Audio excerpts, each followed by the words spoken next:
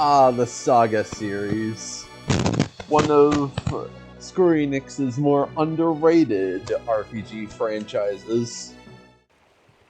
For the JRPG fans who want a little bit of more hair on their chests. Unlike, say, Final Fantasy, Kingdom Hearts, and Dragon Quest, this series has themes of character stats development and non-linear story progression.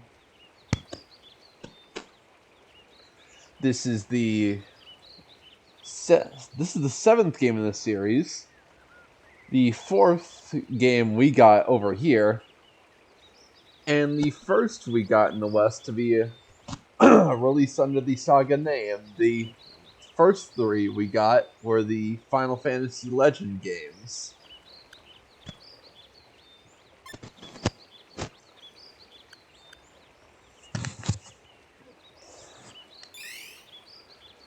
We're gonna start with, as you can see, we've got 7 characters here, each with their own unique story. And, well, there's actually an 8th one introduced in this remastered version, but you can't access him until you beat at least one of these stories. I'm gonna go with my personal favorite starting one, Red, since he's a very good introduction to this game.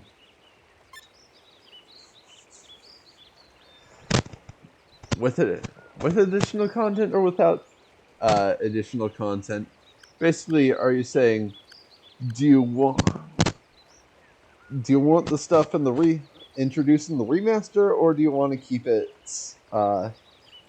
similar to the PS1 release? Do not do this. The remaster introduced several quality of life updates that made this game much more I wouldn't say easier, but more comfortable to deal with.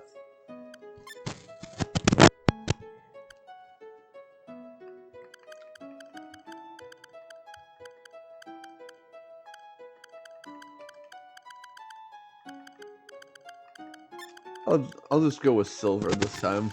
Don't feel like using my real name. This isn't really that important.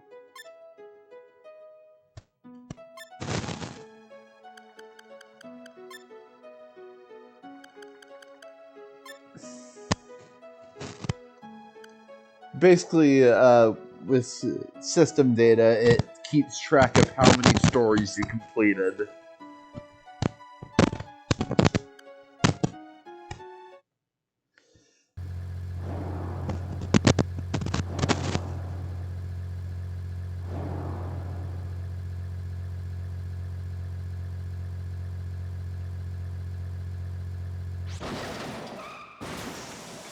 Oh shit.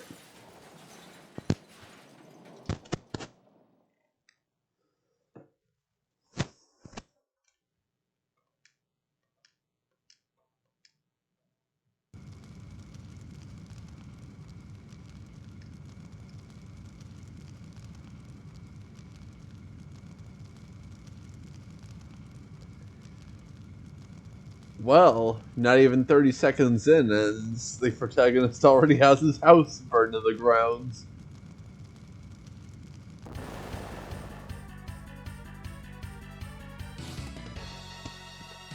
This is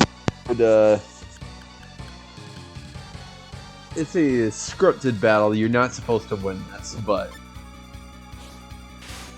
it's a good introduction to how battles in this game will work.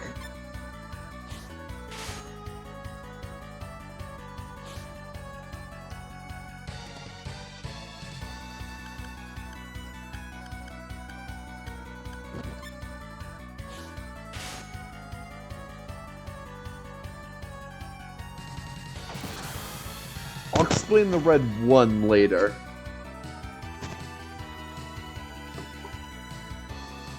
Say hello to Alcarl, everybody. This is the only time in the game where we can play as him. which is a shame. It would have been neat to have him as a recruitable character, secret recruitable character added in the remaster. Ah, the road not taken.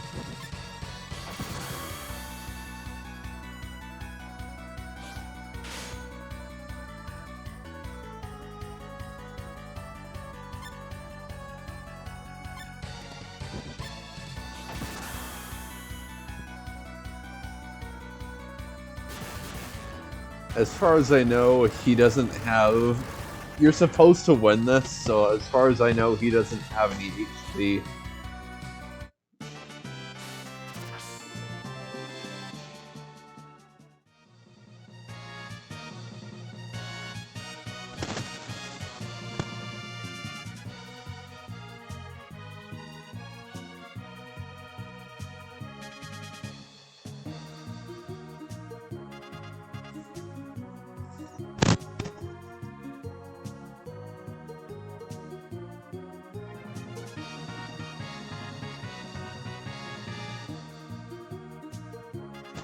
I don't know. Black Cross. Yes, apparently it's Black Cross, not Black X.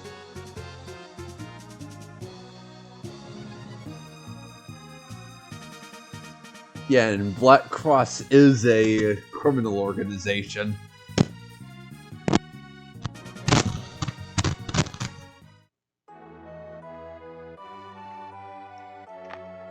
After major story beats, you'll get this neat eye catch featuring character designer Tomomi Kobayashi.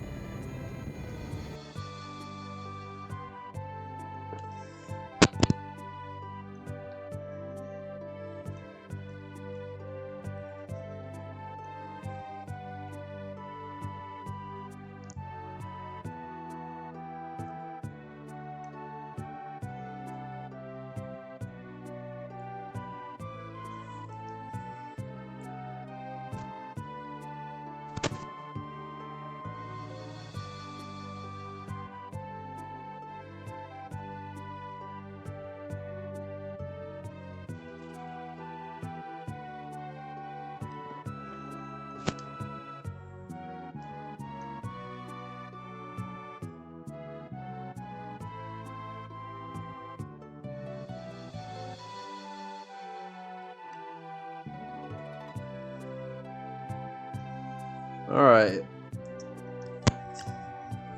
First off, let's check out our character. Let's check out this menu instead. First off, got status, can check our character stats and such. Now you notice you have type. You have 4 races you can play with the in this game, each with their own distinct style of getting stronger. Humans are pretty standard. You gain stats randomly after battle, but you can influence what kind of stats you gain with the types of weapons, magic, martial arts, etc. you use. Get HP, of course. That shows how much damage you can take before you're knocked out. WP, which is apparently Waza points, not weapon points. These are basically the skill points you use for different kinds of techs, like swords, guns, magic. No, not magic. Swords, guns, martial arts, amongst other things. Then you have JP, which is Jutsu points. It's MP, used almost exclusively for magic. Then there's LP. That's life points. It denotes how many times you can be knocked out before you're permanently out of the fight. I think in the original version, it pretty much it killed a character for real. Like, as in, they're out of your party, dead for good. But don't quote me on that. I'm still learning stuff about this game, even though this is the SaGa game I know the most about. But be warned, your main character, if they lose all their life points in battle, you get a game over. Doesn't matter if your other characters are active or not. Alright, now for the attributes. Strength denotes how much damage you do with swords and martial arts. Mobility, your speed, dodge rate, and helps increase damage with martial arts. Intelligence, how quickly you'll learn spells. Concentration denotes accuracy and deals more damage with guns and heavy weapons. Psychic is your resistance to magic. Other forms of status effects. Vitality is basically your defense without equipment, and denotes how much HP you'll gain when you after battle. Charisma, your effectiveness with the charm status effect, resistant you are to it. And of course, defense, how much damage you resist based on your vitality and current equipment. Items, you got your use items, in-battle items, and equipment all in one. Combos. This is one of the main defining features of SaGa Frontier's battle system. Each tech has a given value. When certain values are met randomly in battle, you can perform combos, basically chaining together attacks on a specific opponent to deal increased amounts of damage. You can go from anywhere from 2 characters all the way up to your entire 5. This basically tells you what combos you've had in the past, and you can set favorites to remember. This was actually not in the original US release, but it was in the Japanese system, and I'll explain why when we actually get a combo in battle. Switch, you can move parties around. The other category wasn't in the original. You were locked to 15 characters. Once you recruited 15, you're completely locked out of anyone else, no matter how good they are. It's why I think that thing in the original, but like I said, don't quote me on that. Equipment.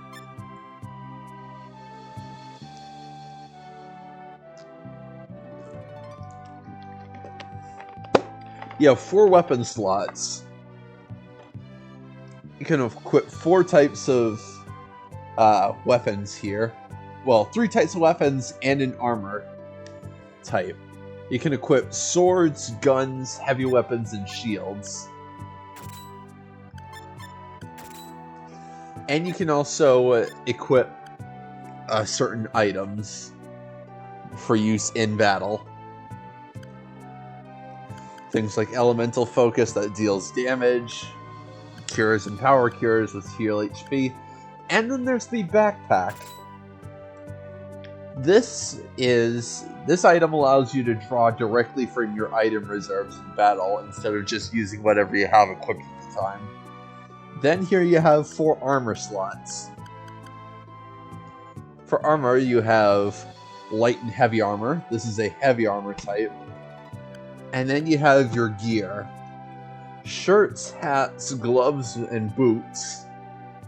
If you have heavy armor equipped, it has increased defense, but you can't equip hats, gloves, or boots. Only shirts. Whereas light armor doesn't have the same defensive power as heavy, but you get more freedom in what you can equip. And then there's accessories, which generally have the lowest defense properties, but they have other effects like boosting stats and sometimes using techniques. Now you have your resistances. Each piece of armor has its own special resistances to certain types of damage. You have your physicals, slashing, blunt, and piercing. With some exceptions, swords are going to be slash weapon, going to deal slash damage. Martial arts are going to deal blunt damage, and guns are going to deal piercing damage. Then you have heat, cold, and shock, which are specific elements to attacks. Some are immune outright to certain elements. And spirit just denotes magic. If it's spirit, it deals magic damage. And finally, ailment, how much resistance you have to getting ailments in general. But there's also the elemental resistance tab, which tells you if you're outright immune to certain elements or status effects. Next, you have your arts. It's where you keep your texts. You can have up to 8 equipped. Swords, guns, martial arts, magic, special. Generally, humans don't have to worry about the special tab. Then there's dodge. Occasionally, you can glimmer a technique that makes you outright immune to certain types of attacks, like touches, gaze attacks, etc. And seal allows you to remove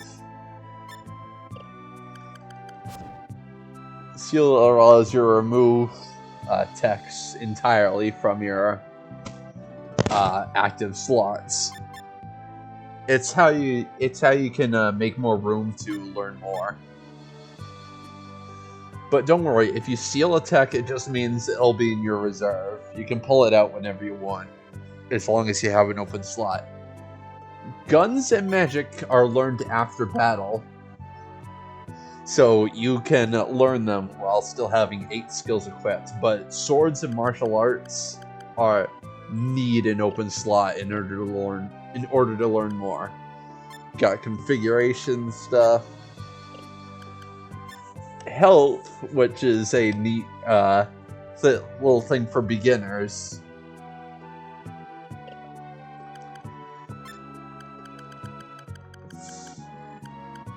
Okay. And also, unique to the remaster version is the story tab. SaGa games have been known to be rather obtuse about where you need to go. This gives you a good summary of where you were when you last picked up. And every major story beat will give you a general objective.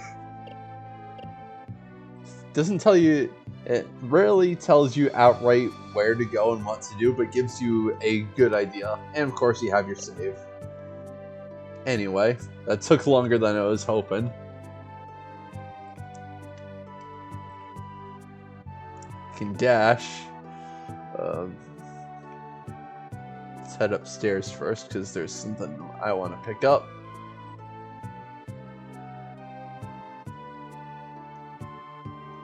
Yup, one thing you're gonna want to do is, after every time you head back to the ship in this part of the game, talk to this person. You'll get 200 credits each time. Credits are, of course, your money.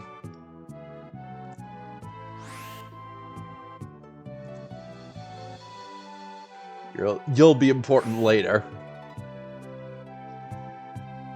Anyway, let's head back down.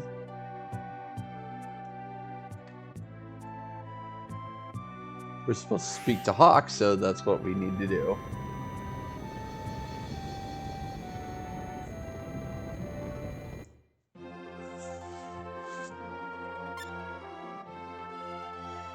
You can skip the ship transition, since in the original they were used to mass loading times.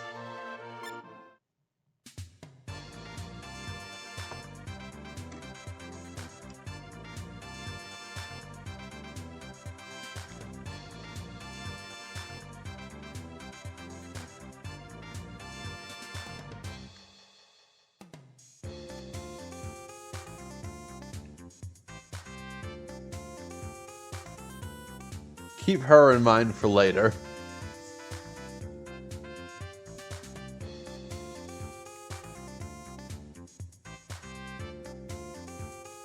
That's not Schuser. That's just a generic grunt. I think it was supposed to say that Schuser is goons, but I don't know.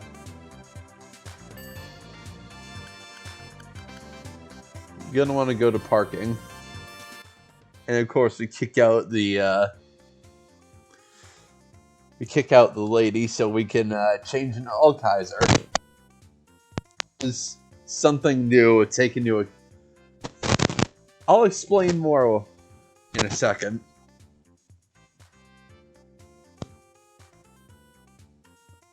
Of course, you got no random encounters in this game. When you start a battle, you'll have up to three parties of 5. You can change what position your party is in. Back row can protect your allies, but it's only really useful when you have a group, because positioning is key in this game. Save for boss fights, random battles will be at random positions. Simple attacks can target single enemies in a line, a cone, or even a radius around your selected target. So, taking advantage of enemy positioning is key.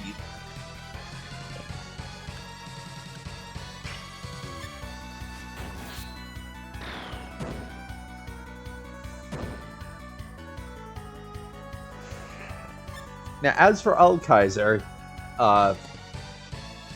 Red's unique in that he can transform into Alkaiser in battle for a major stat boost and immunity to most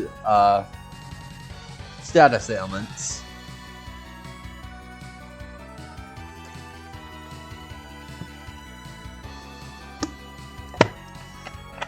He also has access to a set of exclusive techniques you can use while in Alkaiser form.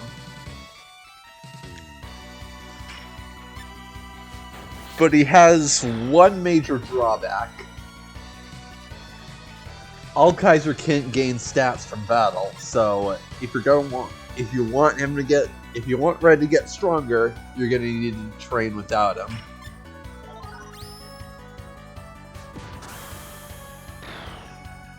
Yeah, if you want to start learning heroic techniques, the Ray Sword is the best way to start. Guaranteed to learn Shining Punch through the first few battles.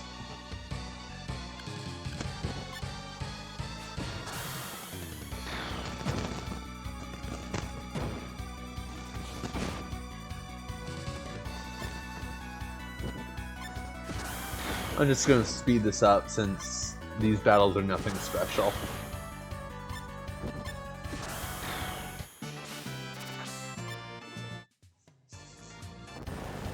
While you can't gain stats from these battles, you can still earn credits, so... And like that, we're already on our way.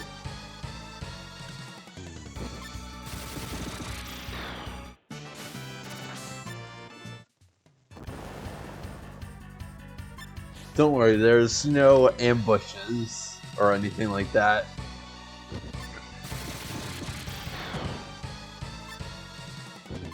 And your HP is restored after every battle, so you don't have to worry about longevity. The only thing that doesn't restore automatically is WB, JP, and LP.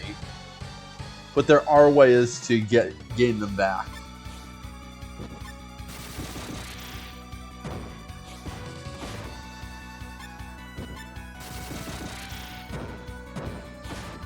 If you have multiple parties active, after every battle, the parties that aren't active, the parties that aren't the ones you used in the last battle, will gain back 3 WP, JP, and 1 LP.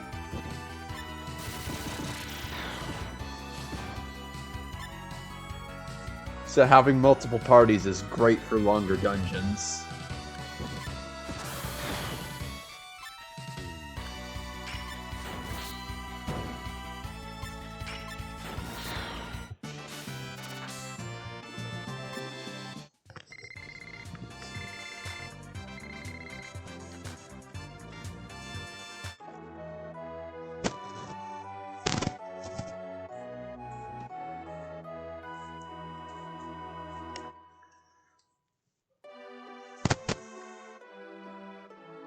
Alright, now we're back in the Cygnus.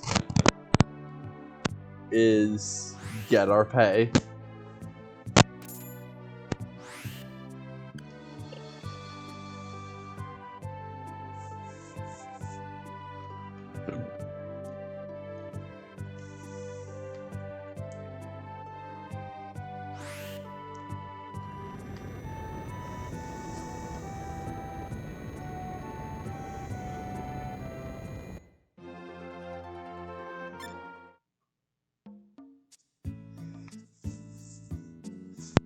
Now we're in Shrike. This is a pretty nice place.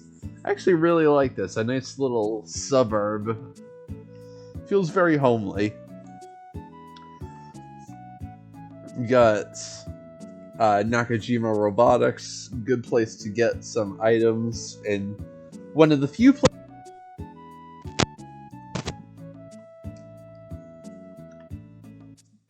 Got 2 dungeons here, Sei's Tomb and Moo's Tomb. But the place of interest here is the bio-research.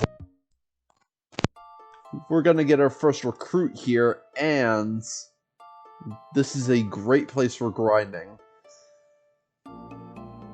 See, enemy types aren't static in this game. You'll get stronger formations and enemy types as you level up, thanks to your battle rank.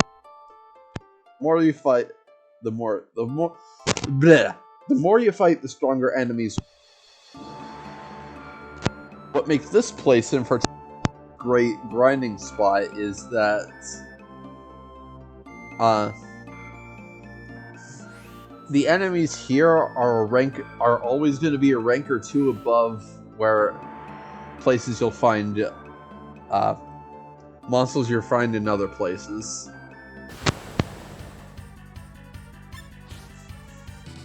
Okay, right here, Alkaiser Transformation. You can only have access to this when you're either alone or your other party members are either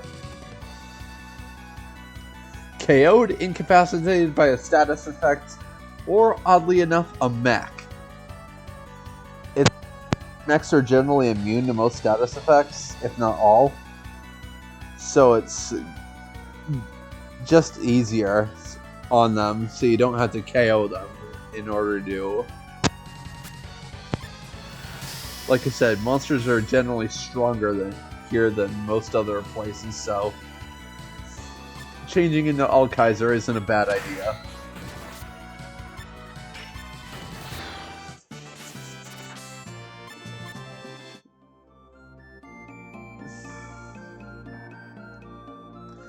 Okay. Cotton is a monster.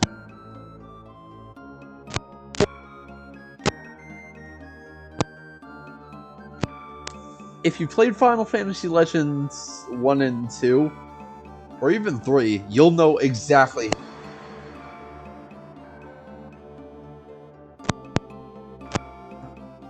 a battle with any non-human or mech-type enemies. You'll get the chance to absorb the game. Here's where it gets complex, though. It's how it works. In the Game Boy Saga games, getting monsters changing into other species was pretty simple.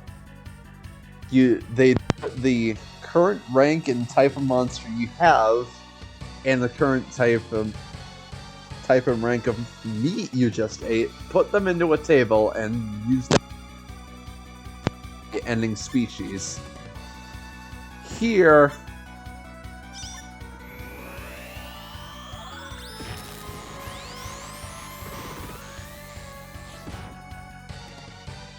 oh.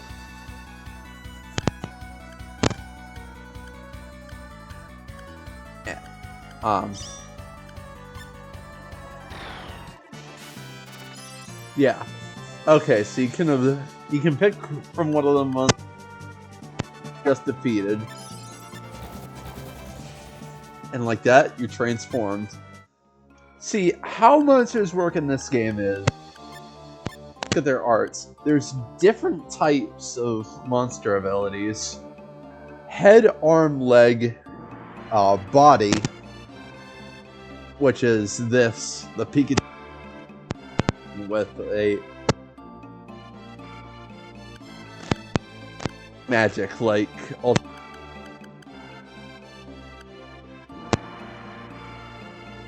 you need a specific combination to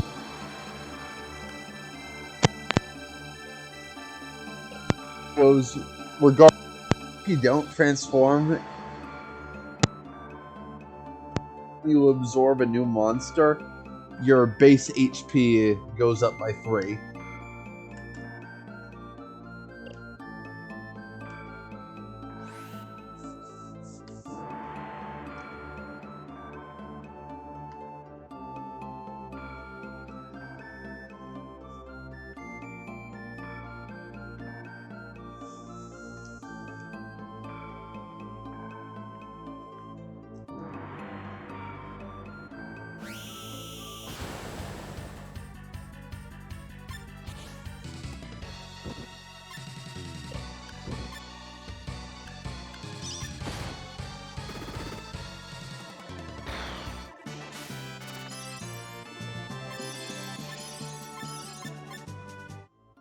Yeah.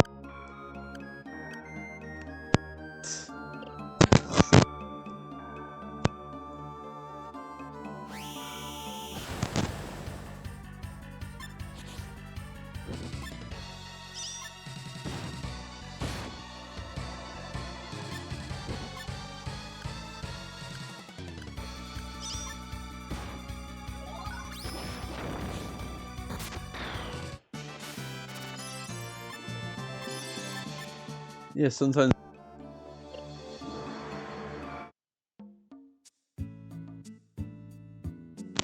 keep trying.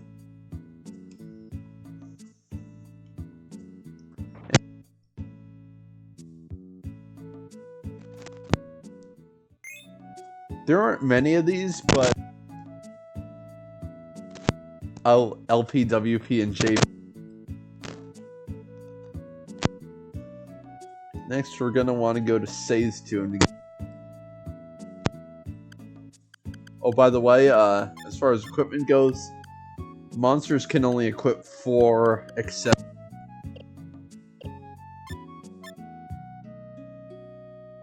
they have baked-in stats, and they have a lot of.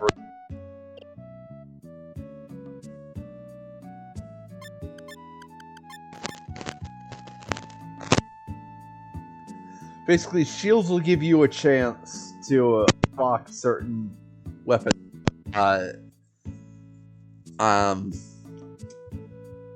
damage type. See, resistance is evasion. It means you'll basically get a 20% chance to block slap.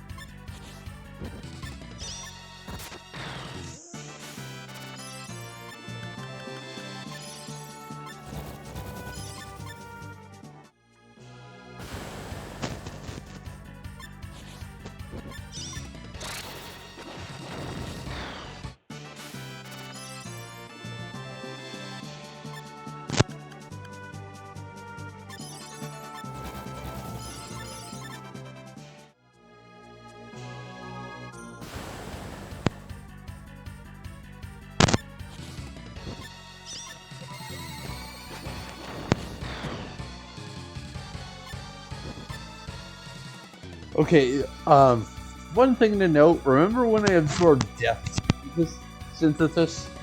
There are two kinds of those abilities.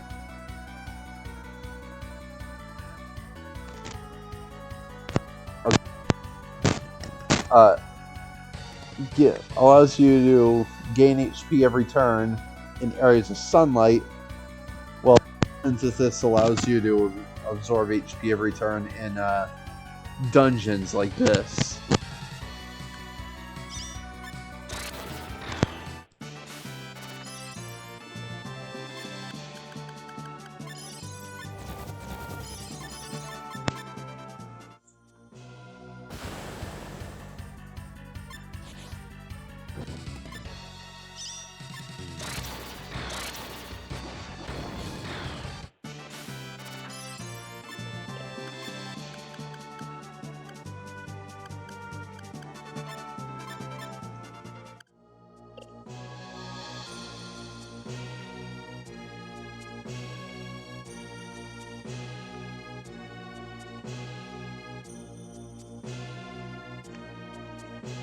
Alright, I don't think there's anything in here.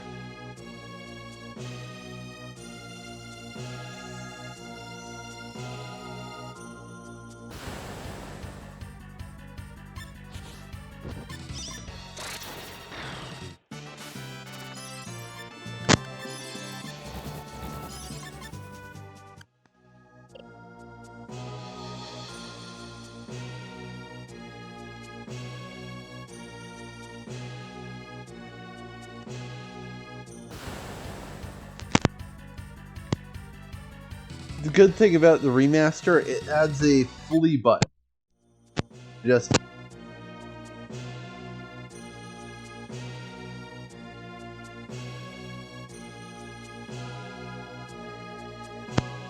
starting to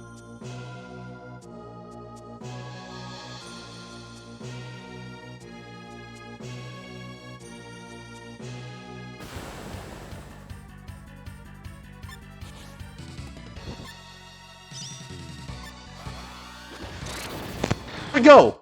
Combos! See, in Japan,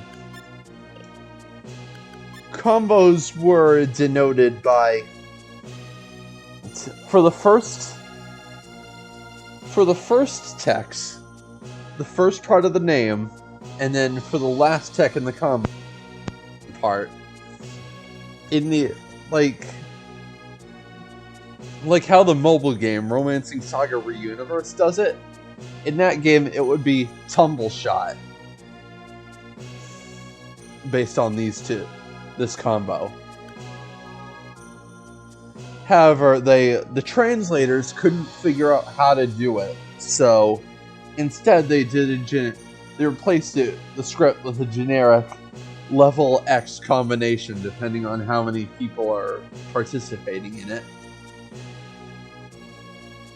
And since combos don't have unique names, there was no need to keep the combo menu.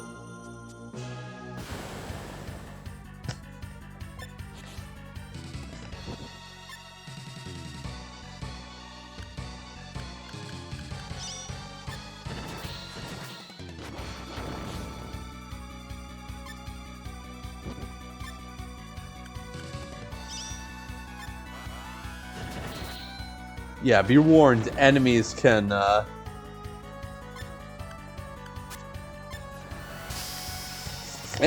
just as easily combo.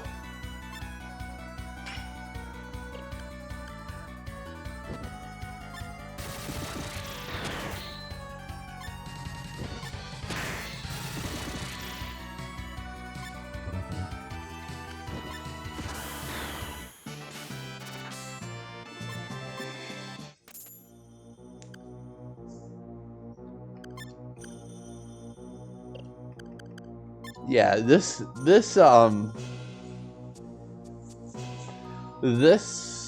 particular dungeon has 3 items, pieces of equipment based on the Japanese regalia.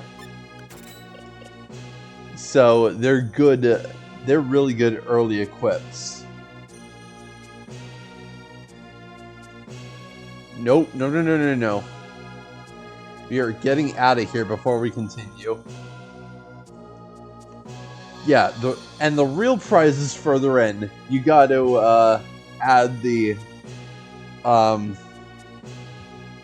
items you received and place them on the glowing pedestals. But we're nowhere near ready to get the real prize yet.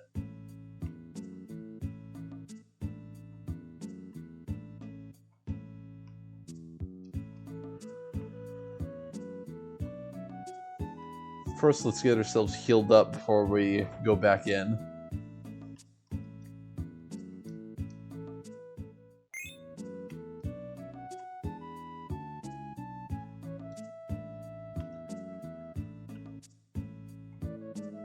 Back into Say's tomb we go.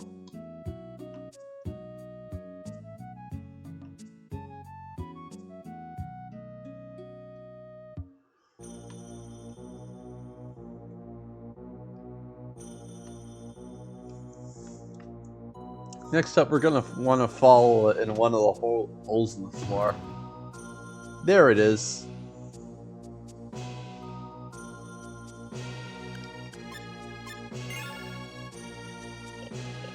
Let's save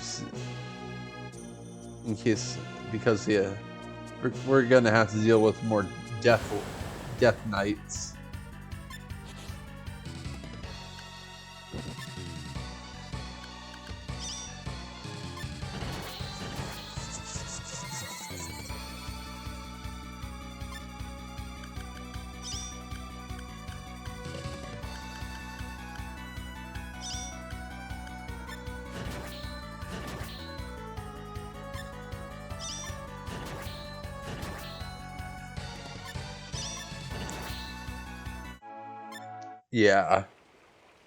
Yeah, this Saga games are pretty hard. Even this one, which is easy in comparison to the others, can kick your ass from time to time.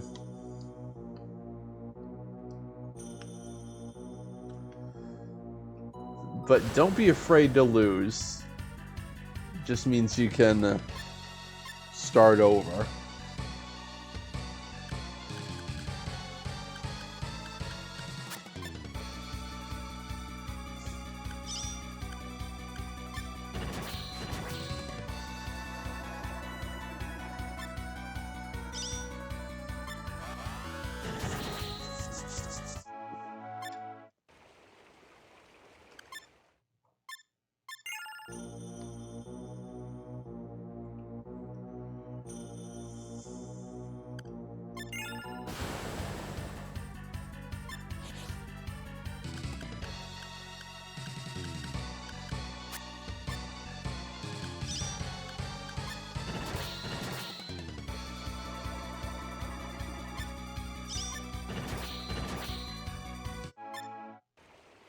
Oy vey.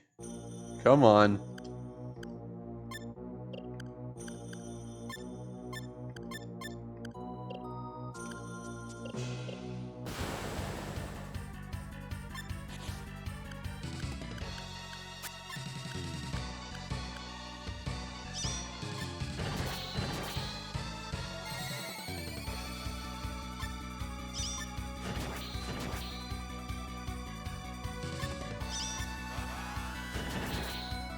Come on!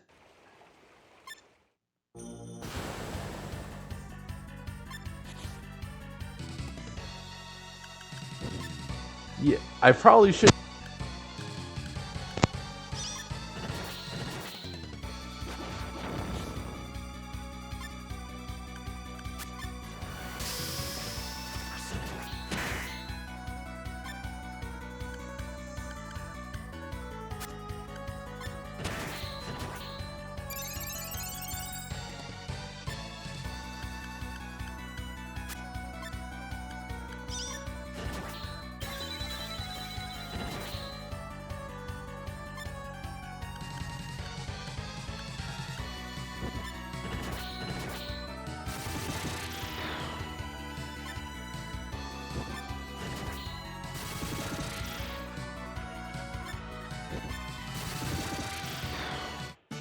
There we go.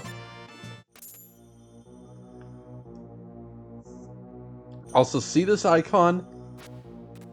It means you can only interact with it via running. And also we got the Murakuma sword. Which, after this, I should probably equip it.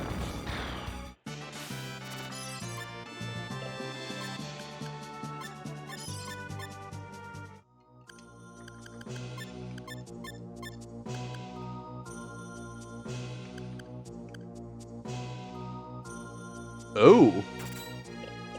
Never mind, that Twiggy Rod we got is much more powerful.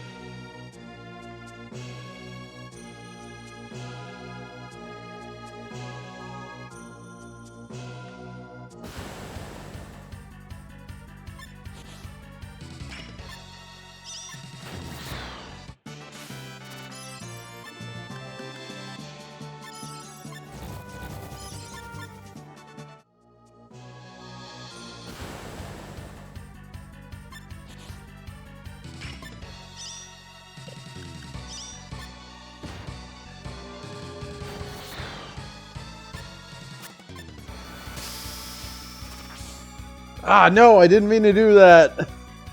Frig.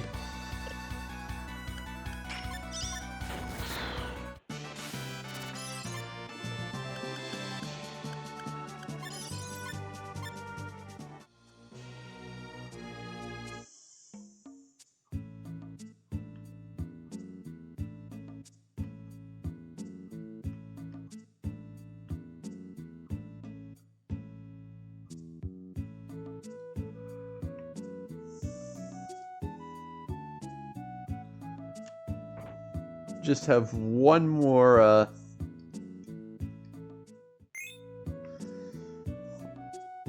one more treasure to get, and then we can move on with the story.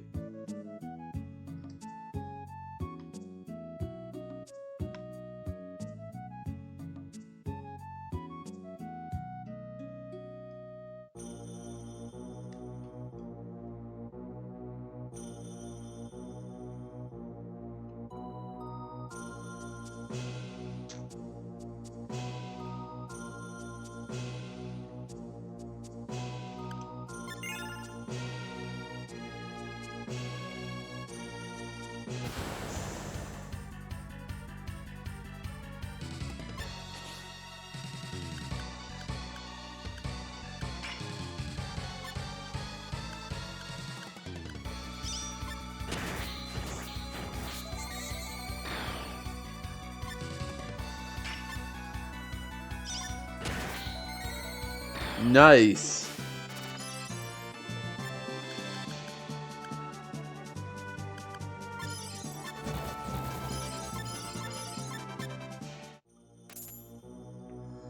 And we get the Mizukugami, the mirror shields.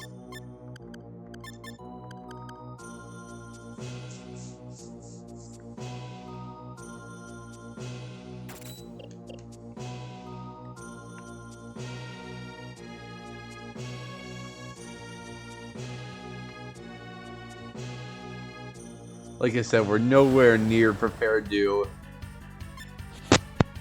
take on. We'll come back later.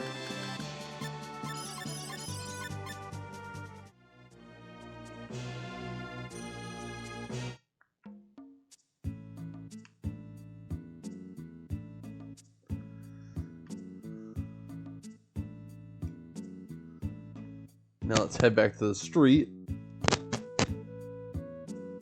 and see what these kids are talking about.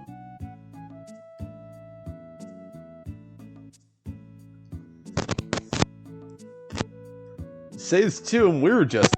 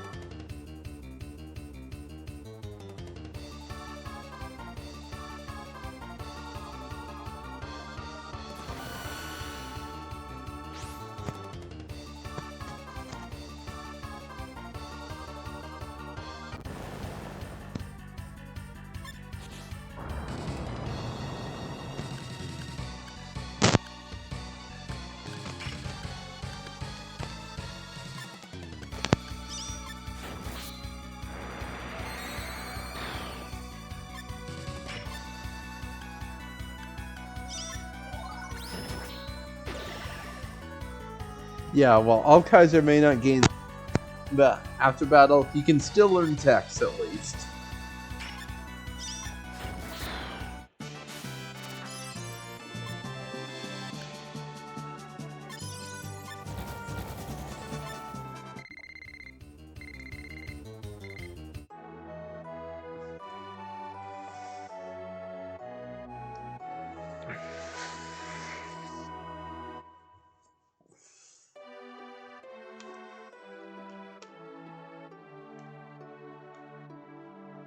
Let's do our usual thing of getting our pay.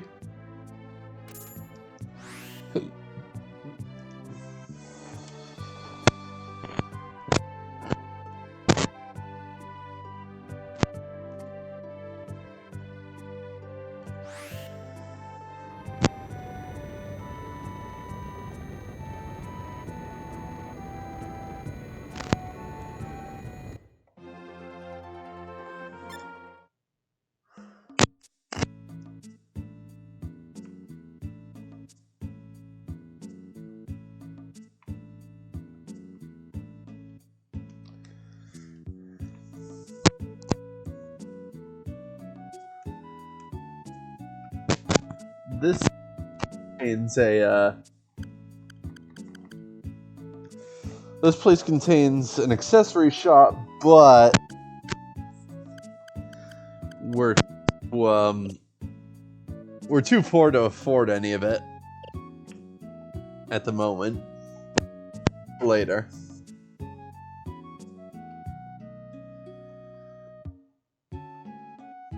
You look important. And so do you.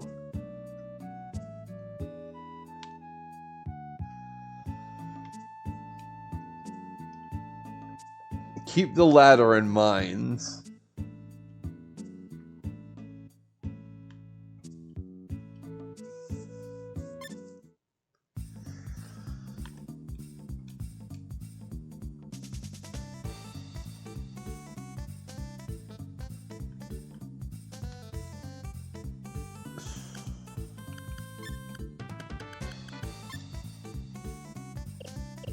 Yeah, basically your job is to explore. There's nothing here at the moment, so your job is just explore and then head back to the Cygnus.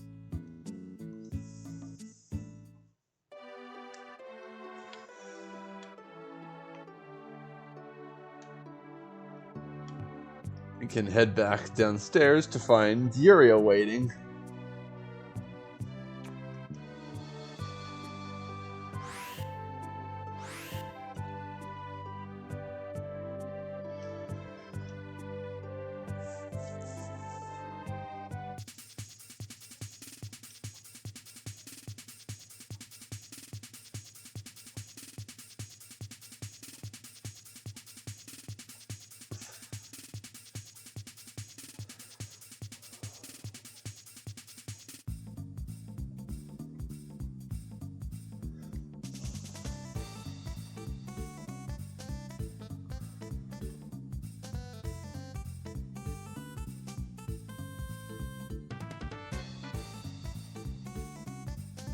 Uh-oh.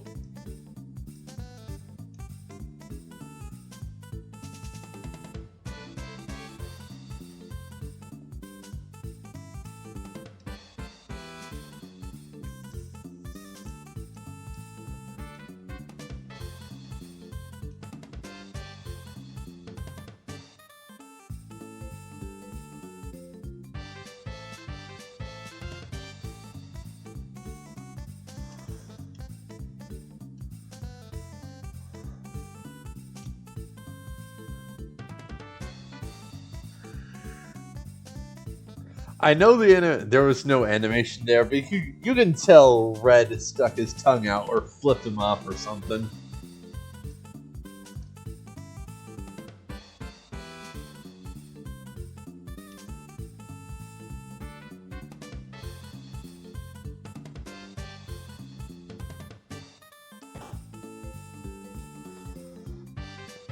Douche.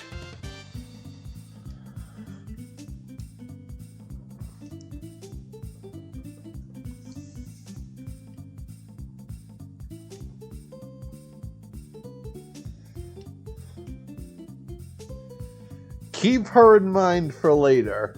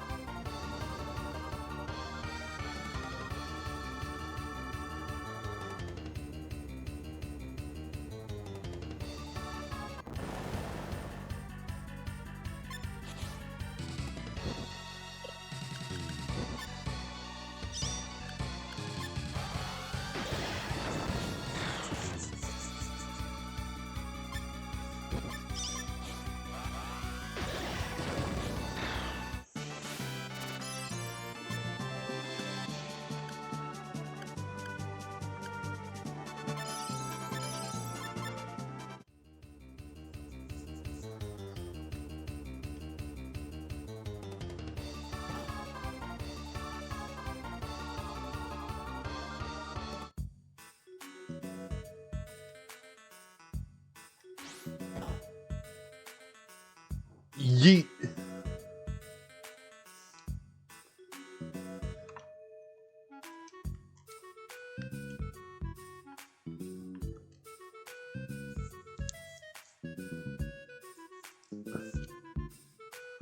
Alright, get our next recruit. Though he's temporary, he'll be leaving after this segment.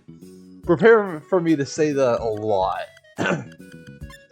Right now, we have Fuse. He's our 8th protagonist. Pretty good, he's a human, so he's decent, but he actually... We get weapons with his hand blaster there. Fuse is generally good at martial arts, with guns as a side grade. Heavy weapons don't have, unlike guns and swords, don't have text associated with them, or regular attacks really. They basically just hit hard and do one thing really good. These are better suited for the other races since they can't learn text like humans can. Sort of. I'll explain next when we get one. Hand Blaster's pretty weak, but it does have some... but it does have multiple attacks to it, which is something you can't say for most. And we can also... Fuse also has some magic to him. Okay, so... magic...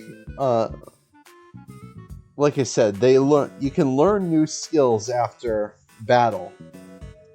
If you use them in battle, but the thing about magic is that you have several types you can buy from shops, but to learn more, you need the gifts. Notice the star next to the type of magic.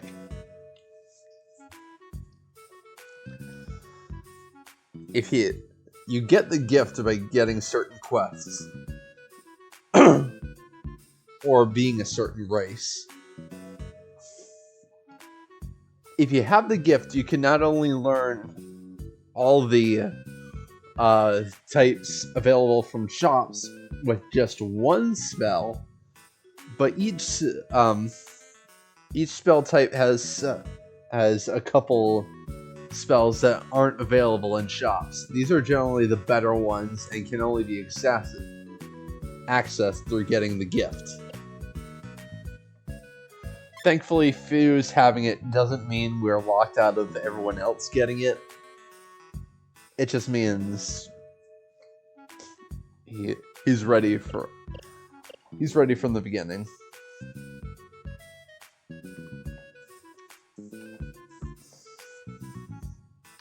Oh, yeah, no, it's better to take this. Thank God for this remaster labeling exits, because as decent looking as the pre-rendered graphics can be, sometimes it really makes it hard to determine where you're supposed to go.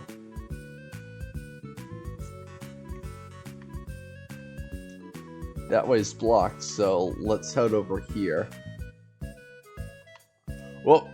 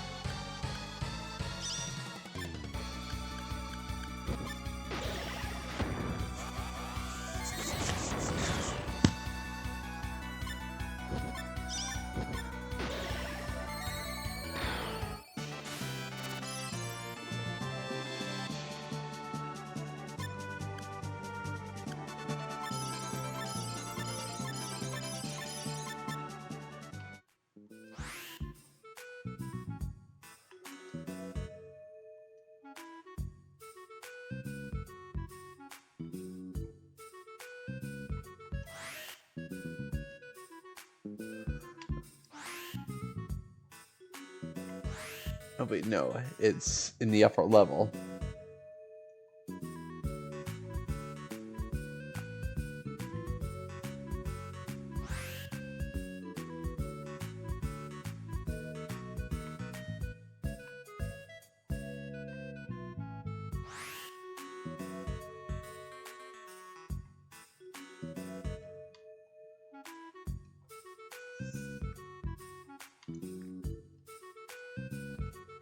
Oh god.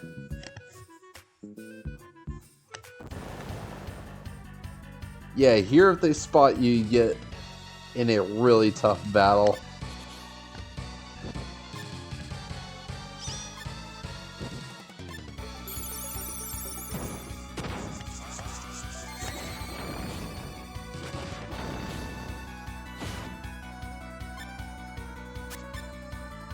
Since Fuse is blinded and Cotton is knocked out, we can transform.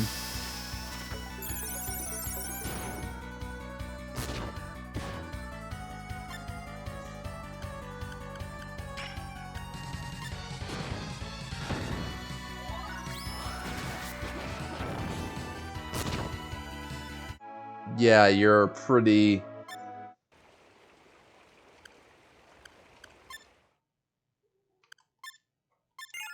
Thank God for autosave.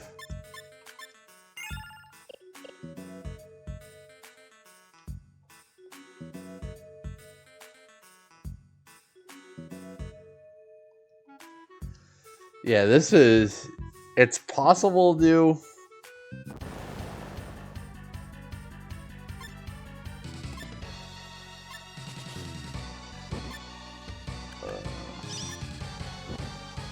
It's possible to avoid them, but it's tricky.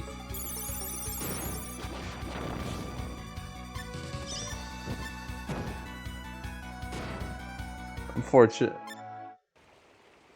You can get some...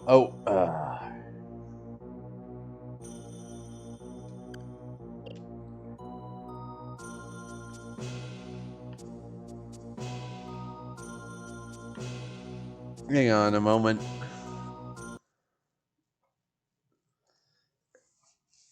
There needs to be a load feature. I think there is, I just need to figure out how it works.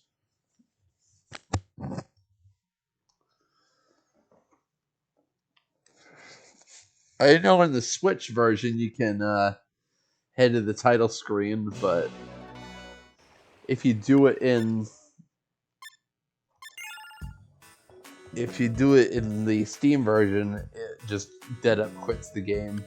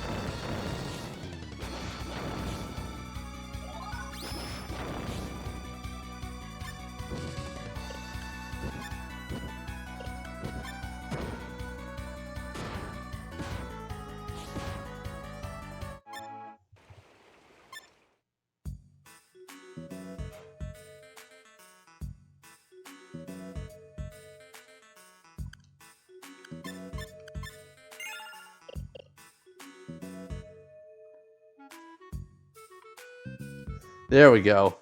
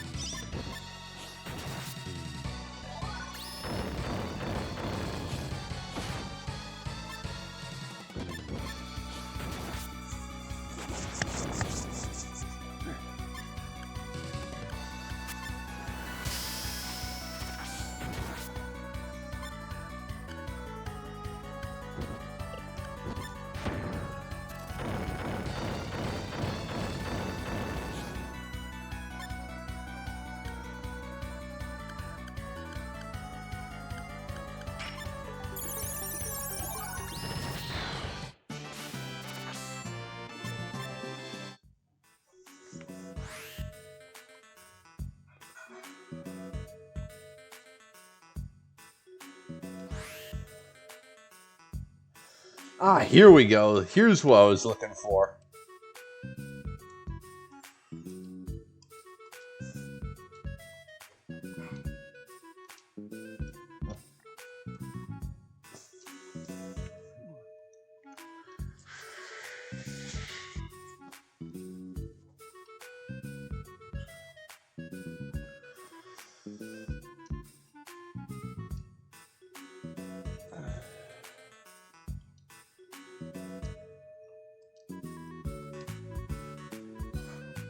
She can fight. That's an understatement.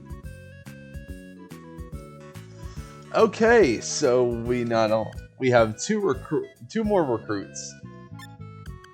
But to talk about Acellus, I'm gonna have to talk about White Rose first.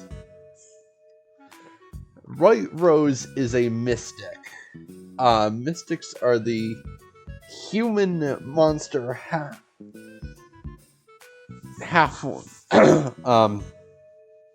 how do I don't want to say this? In the first two Saga games, you had espers, or mutants in the English version. They were basically the halfway point between humans and monsters. They develop like humans, but they can learn monster techniques. It's sort of the same here, but the only stats you can grow naturally are HP, WP, JP, and Charisma. Everything else, however, deals with mystic equipment. Mystics unlike humans, mystics only have 4 slots available for magic. They can't learn text. 3 slots are dedicated to the mystic equipment: Feyblade, Mystic Gloves, and Mystic Boots. If you kill a monster with one of these weapons, you'll absorb that monster into it and gain the stats based on the type of monster you absorbed, as well as a monster technique based on what type of monster you absorbed and what kind of what piece of equipment you absorbed it to. Like, for example, take the Suzaku enemy. If you absorb it into the Feyblade, you'll get the Blaze skill, whereas if you absorb it into Mystic Gloves, it's Hellwing.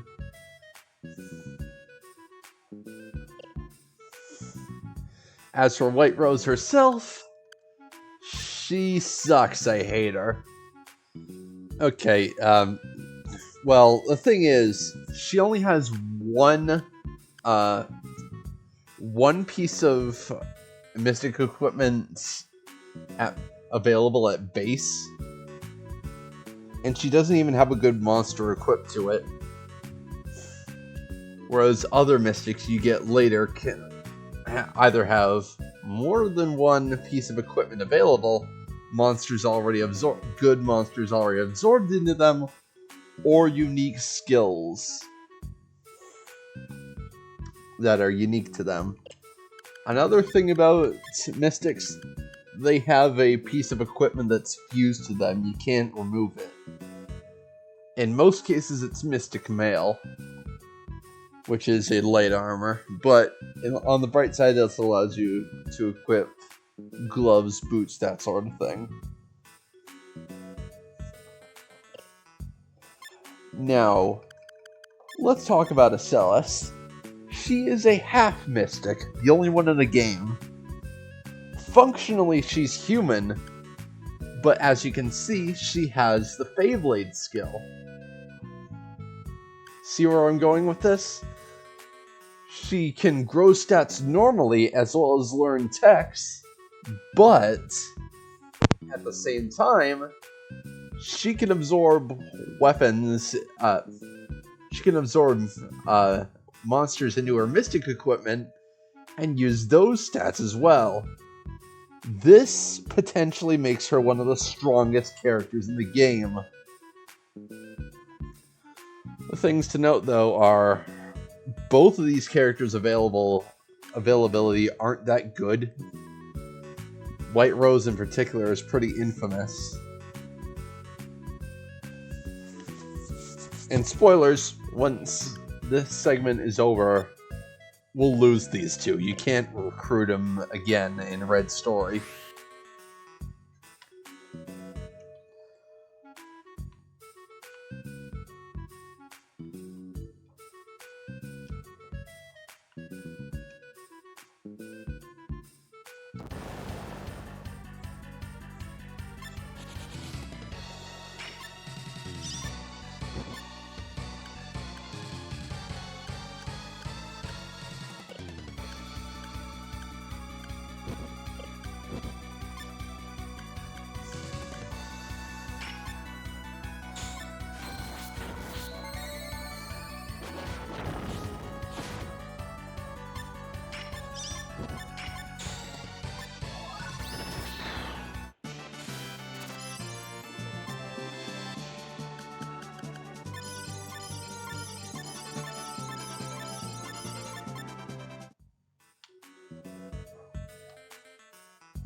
Alright, next up.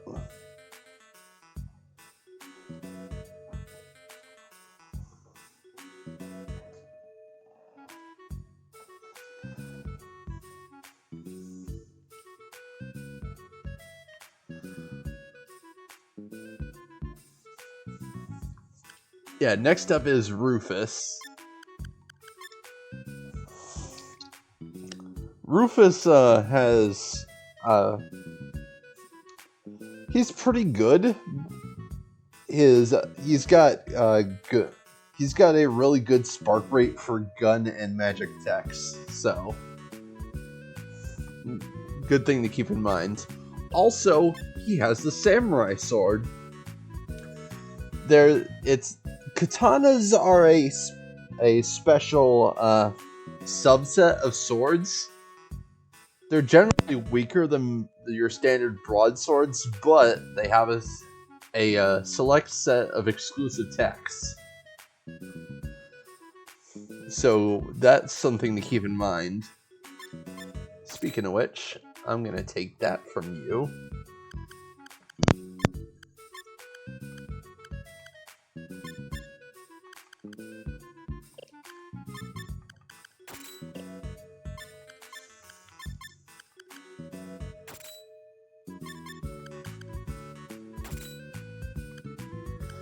Oh, also, guns and heavy weapons have ammo.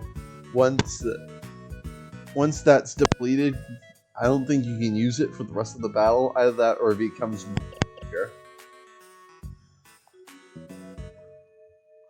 Usually, battles are over by the time you've expended your ammo, though. So, nothing too much to worry about.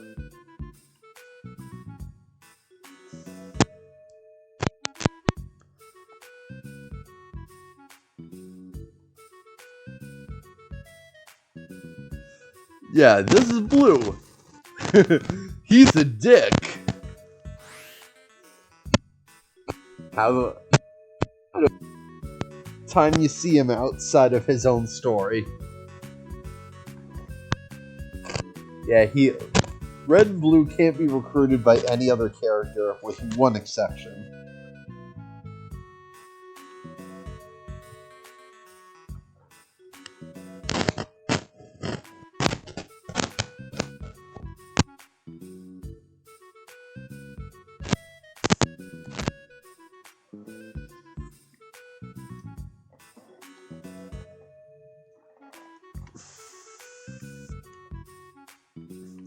Yeah.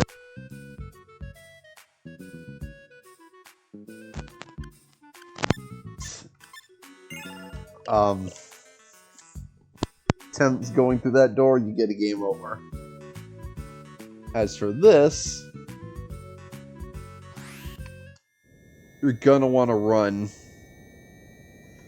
Run and don't stop running. If you do, you'll get sucked out and get a game over.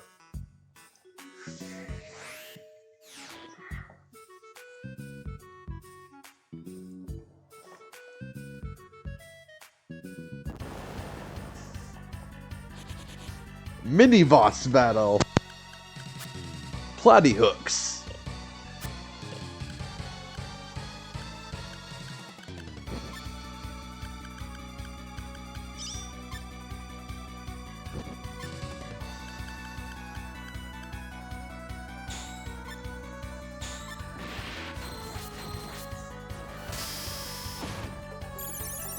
As what just happened there? Acellus has a transformation of her own.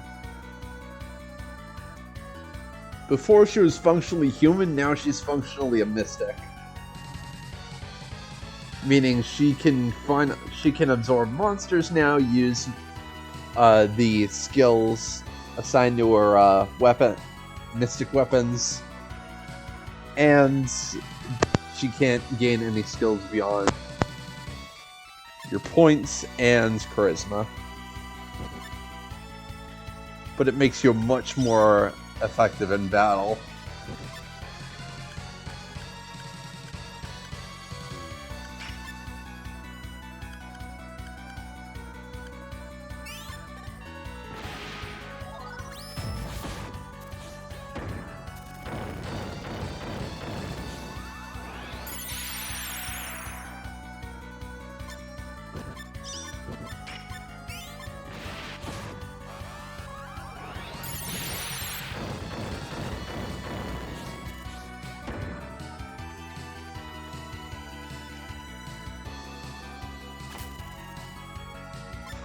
Yeah, after a certain amount of HP is taken away, he chickens out and sends a bunch of platoon plus to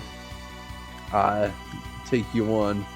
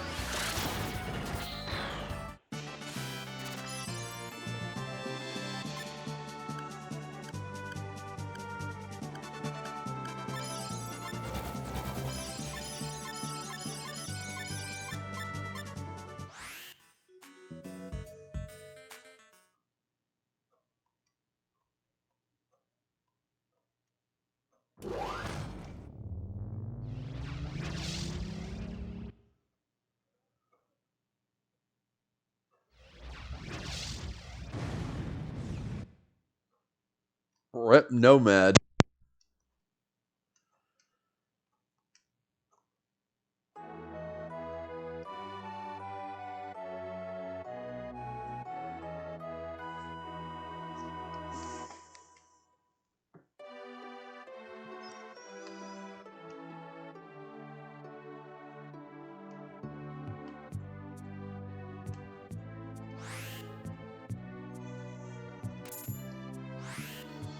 That's right, I forgot to get one more guy.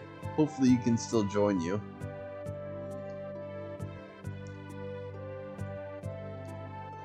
Ah, there we go. You could have gotten him during your...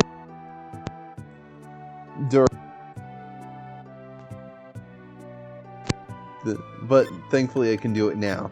And finally we have the last race in the... of the four types. The mechs. Mechs cannot... Their stats do not grow at all. Their LP and WP are fixed, and their stats grow depending on what types of equipment you have. As far as equipment goes, there are no restrictions.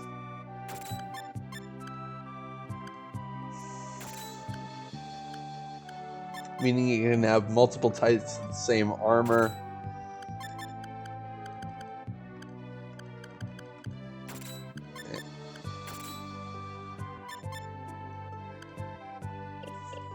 Okay. And also, they also have special text regarding them. Basically, they sort of like monsters. They can absorb mech type enemies after a battle.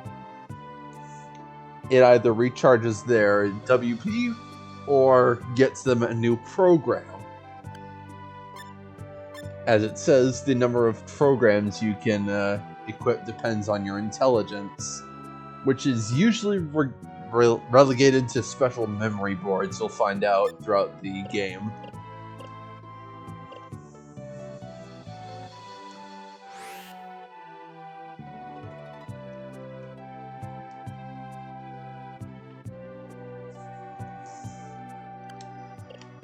Wait, did I grab the...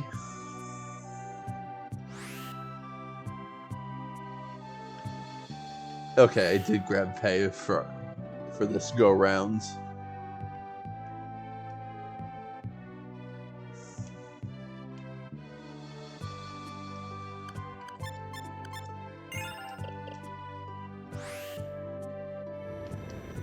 Now that all that's settled, let's head to our next destination.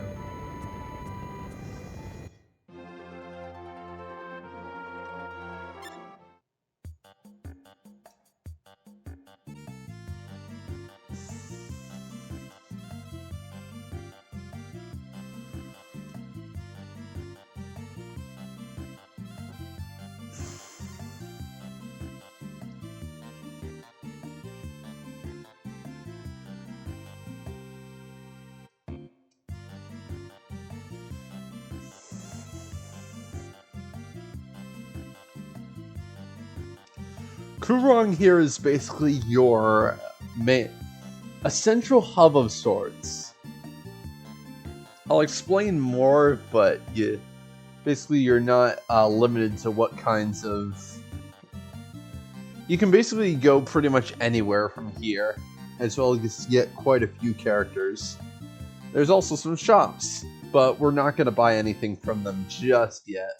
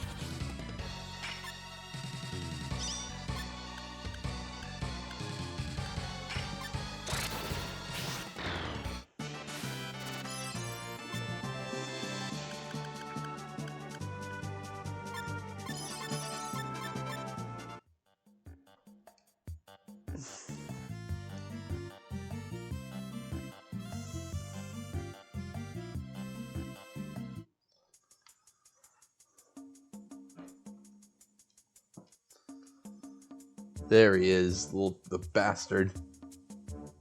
Oh wait, no, we can't go anywhere from here. There we go. I keep forgetting how this place works.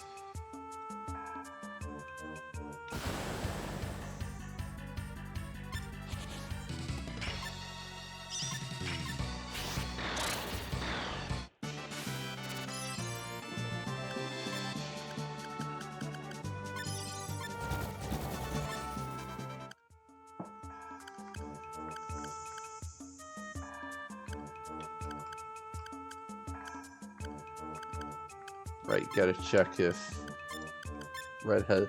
Okay, he doesn't have any slots open.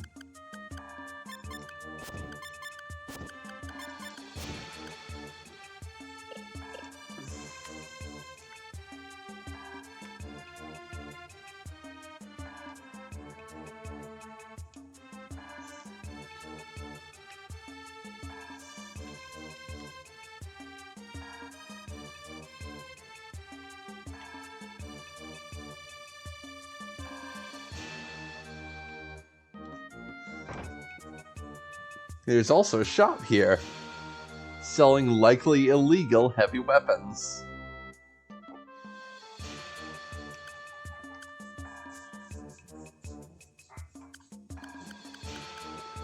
Yeah, we're not gonna buy these for a good while.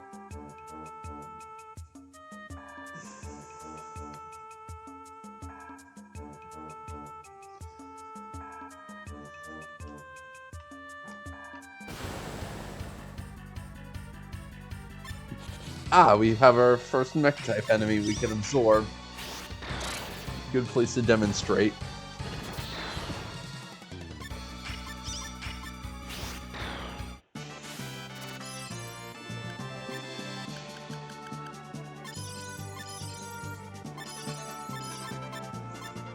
And with that, we recharge WP.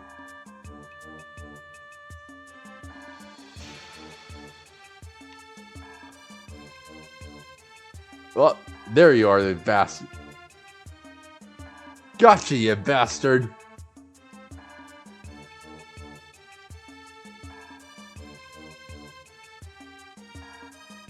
Oh. Oh. Damn you, generic NPCs.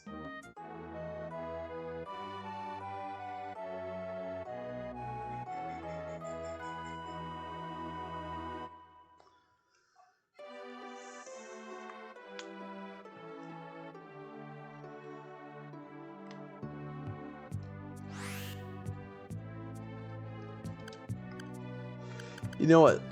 To demonstrate how mechs aren't affected by a red secret identity shtick, I'll put Cotton in the back pocket for now.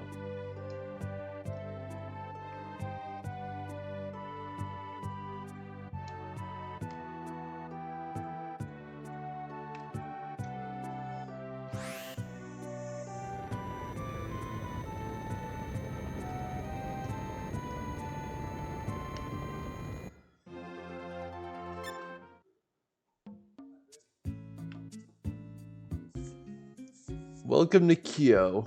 There's not much to do here other than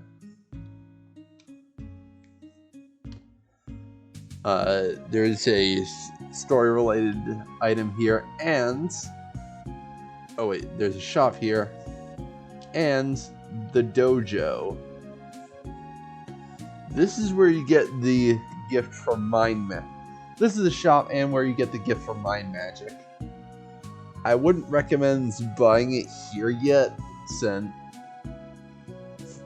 you might want to wait till you've recruited more humans into your ranks before you actually go for it, since gifts can only be obtained once per playthrough. Also, the gift from Mind Magic is human exclusive.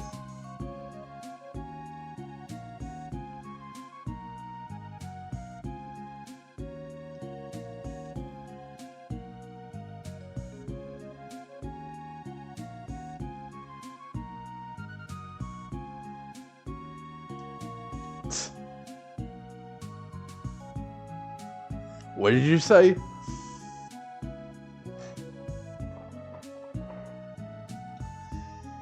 And we've met 3 of them already.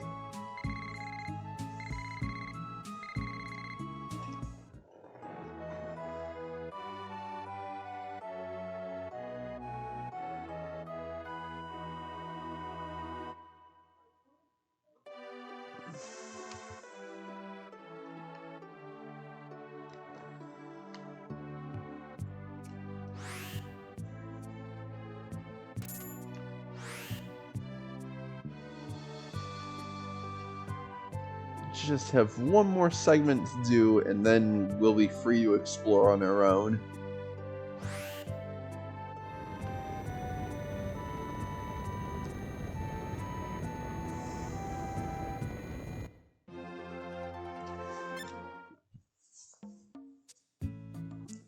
Next up, we're in Shinro, famous for its 2 dungeons and its big palace.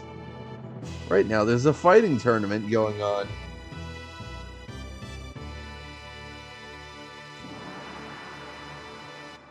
Unfortunately, we are going to have to wait in line in order to compete. Also, a bunch of Black Cross soldiers walking around. Coincidence? Maybe.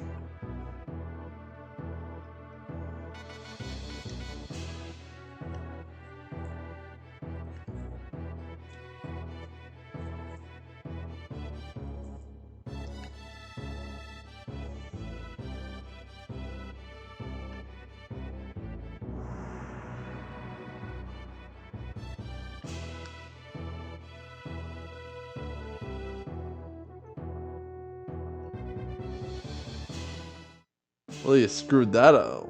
That one out good.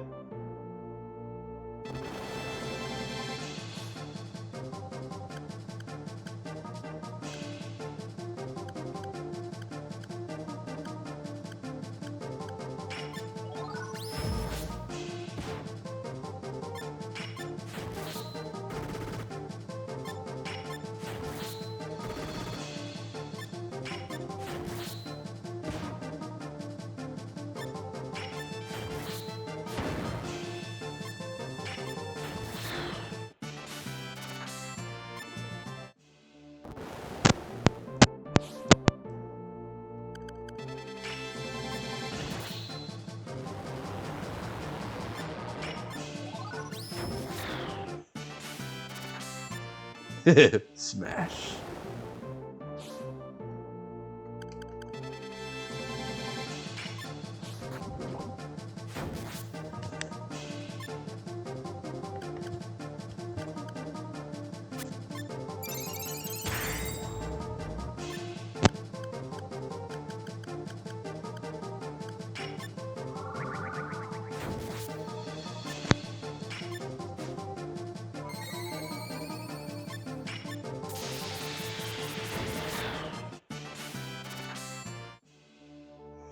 This is where it all matters.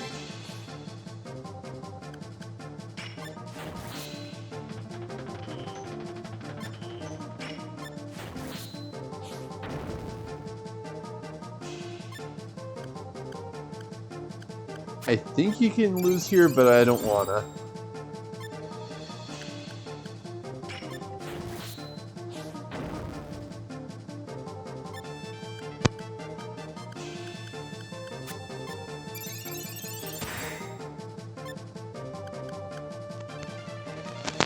Win this if possible. Yeah, this is his This is his gimmick. We'll be fighting him again later on, but oy vey, you're gonna need some.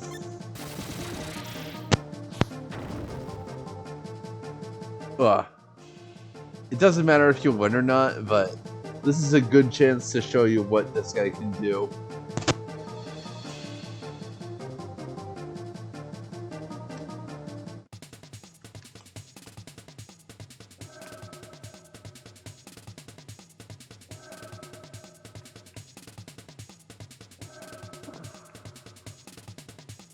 Basically, his gimmick is that after a certain amount of HP, he'll start countering everything. So you're gonna want some range techniques, like Owl Blaster or Most Magic.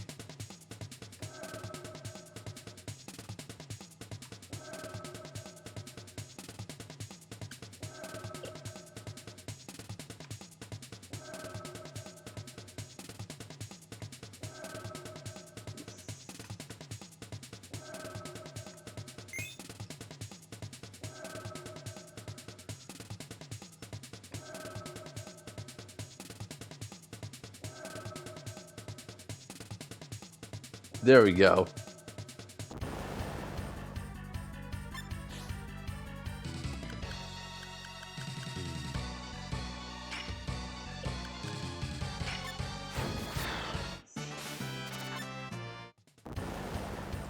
Really lucked out getting that Twiggy Rod when I did.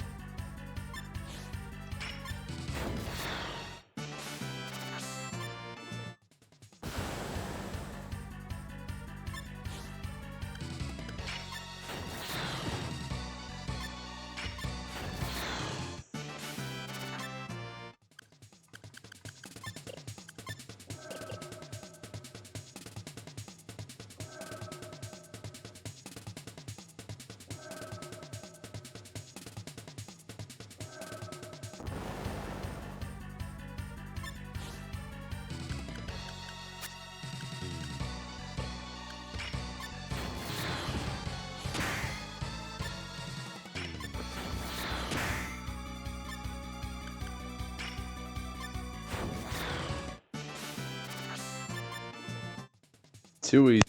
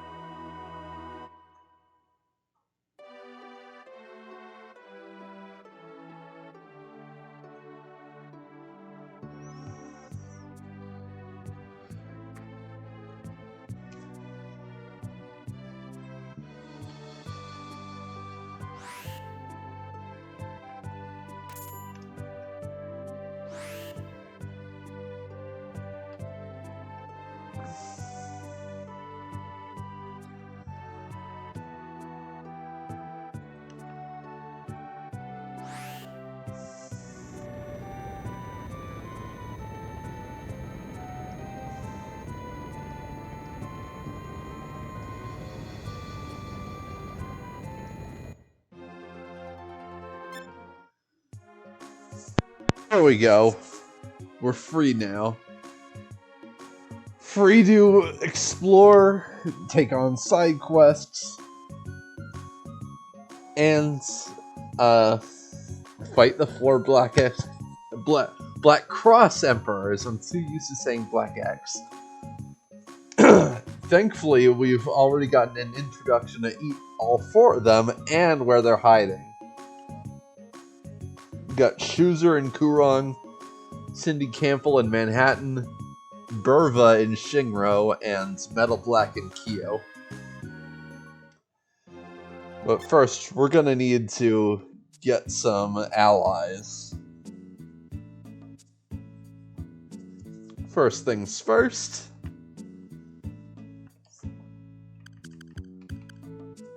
Let's head to Luminous. This is the place where you get light and dark magic. One thing to note about magic types in this game is that they're diametrically opposed. Each magic type has a counterpart that you can't be learned together. So basically, if you have a shadow spell, you can't learn light magic without deleting your entire spell payload for shadow magic.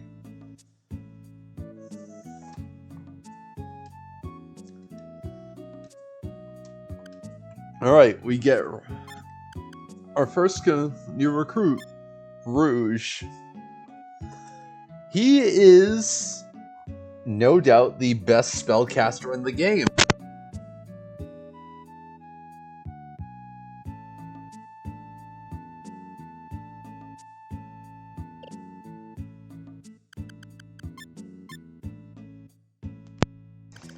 He's the only one with access to the realm. Him and Blue are the only ones with access to the realm magic gift.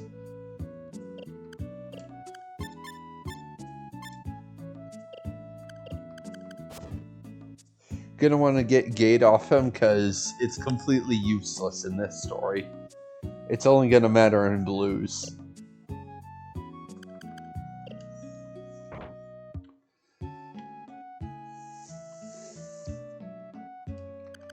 Next, we'll head to Devon,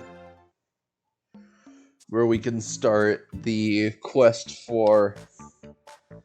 This is the place where you get the rune magic and arcane magic. These two are also opposed to one another.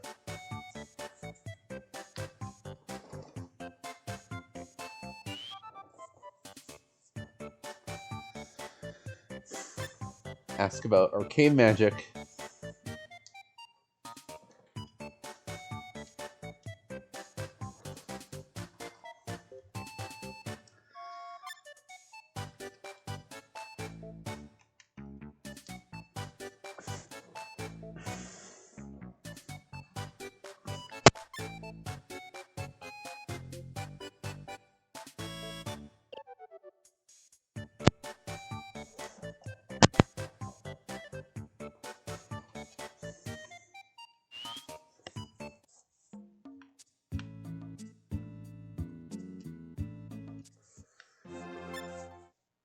To get some of them, though, we should head to Scrap first. we can grab some more party members here, and next time we'll be learning about who wants to learn about some get-rich-quick schemes.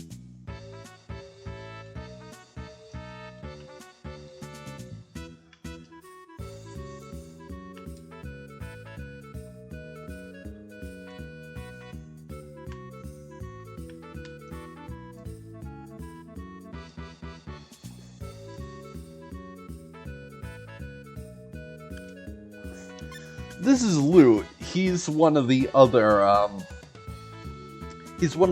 protagonists, and he has absolutely nothing special about him whatsoever.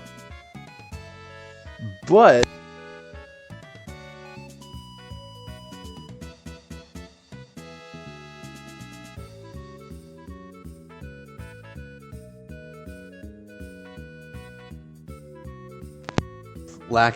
he might